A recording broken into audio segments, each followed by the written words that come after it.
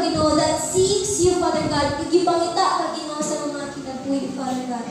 Pwede ba nato ipataas atong mga kamot? Amen. Praise Hallelujah. God.